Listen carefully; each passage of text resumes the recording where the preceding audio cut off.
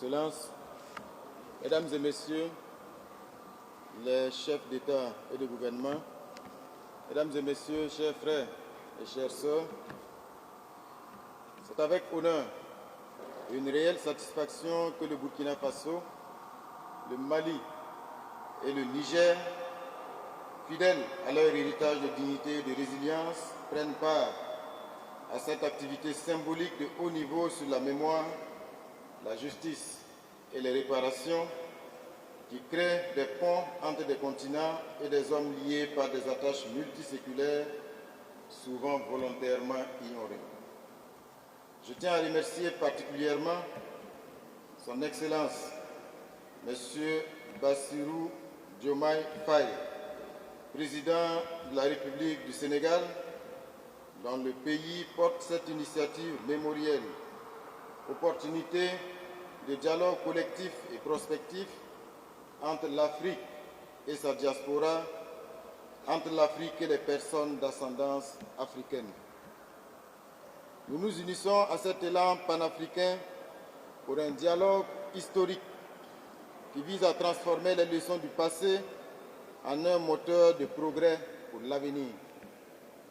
Notre participation à cette rencontre est une affirmation de notre engagement à honorer les victimes, à exiger la justice et à construire un développement durable. La mémoire africaine, loin d'être un fardeau, est une force pour l'avenir.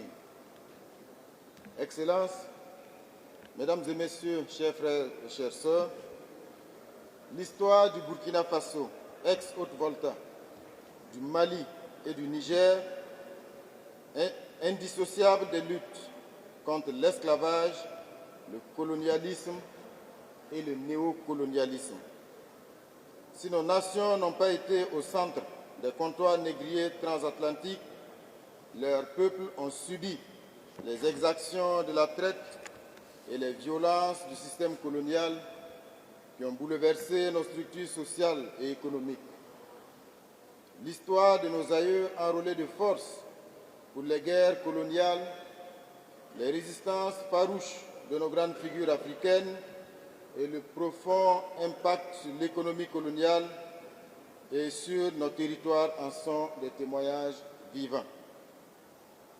Le combat actuel, porté par leurs excellences, le général d'armée Assimi Goïta, président du Mali, le camarade président du Faso, le capitaine Ibrahim Traoré, et son Excellence le général d'armée Abdourahmane Tiani, président du Niger, constitue le prolongement de ce combat pour la souveraineté, pour la dignité des peuples du Sahel et une continuation de cette dynamique. Excellences, Mesdames et Messieurs, les questions de mémoire et de réparation sont cruciales. Elles sont directement liées à nos défis actuels de développement. En matière de justice économique, les conséquences du colonialisme continuent de peser sur nos économies. Les réparations ne sont pas qu'une question financière, elles représentent une reconnaissance de notre droit à une justice économique. En matière d'identité et d'éducation, la restitution de notre patrimoine culturel et la réécriture de notre histoire sont essentielles pour renforcer l'identité nationale. L'éducation sur notre passé doit être un pilier pour les générations futures. En matière de solidarité panafricaine, le Burkina Faso, le Mali et le Niger se positionnent comme des acteurs de l'unité africaine. La question des réparations est un catalyseur pour renforcer les liens avec la diaspora et les autres nations du continent. Excellences, Mesdames et Messieurs, le Burkina Faso, le Mali et le Niger, forts de leur engagement historique pour la souveraineté, plaident pour un engagement panafricain sur la question des réparations. Cet appel est fondé sur le droit international et la nécessité d'une justice économique en vue de poser les bases d'un développement durable pour le continent. En perspective, nous proposons les actions suivantes. La création de musées de la résistance dans nos pays respectifs, qui seront des lieux physiques et numériques dédiés à la préservation des récits de nos ancêtres, documentant les luttes contre l'esclavage et le colonialisme. Ces musées seraient des lieux de recherche pour les historiens et des outils pédagogiques pour les écoles.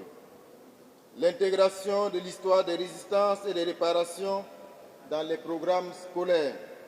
Cela vise à donner aux jeunes une compréhension plus complète de leur identité et de leur héritage. L'organisation de colloques panafricains sur des thèmes comme la restitution des biens culturels, en partenariat avec des universités et des centres de recherche africains pour une approche scientifique unifiée. La mise en place de programmes de retour des compétences. Il s'agit d'encourager le retour des professionnels nationaux et d'autres pays africains de la diaspora pour des missions de courte ou de longue durée, notamment dans les secteurs de la santé, de l'ingénierie et de la technologie. La mise en place dans nos pays respectifs d'un fonds d'investissement de la diaspora pour financer des projets de développement afin de soutenir des petites et moyennes entreprises, des start-up, des projets à impact social, renforçant ainsi l'économie locale.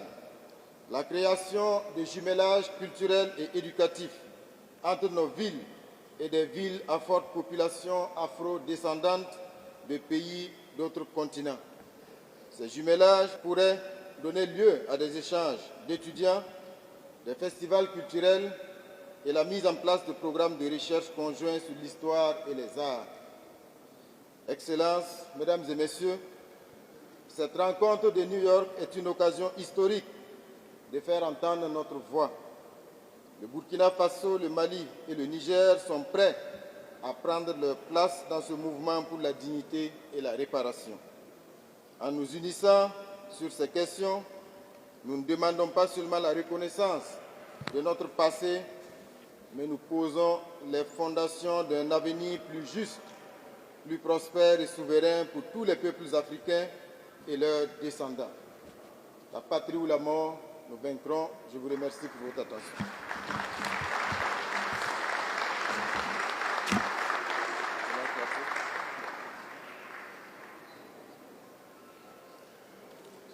Thank you, Mr. Prime Minister.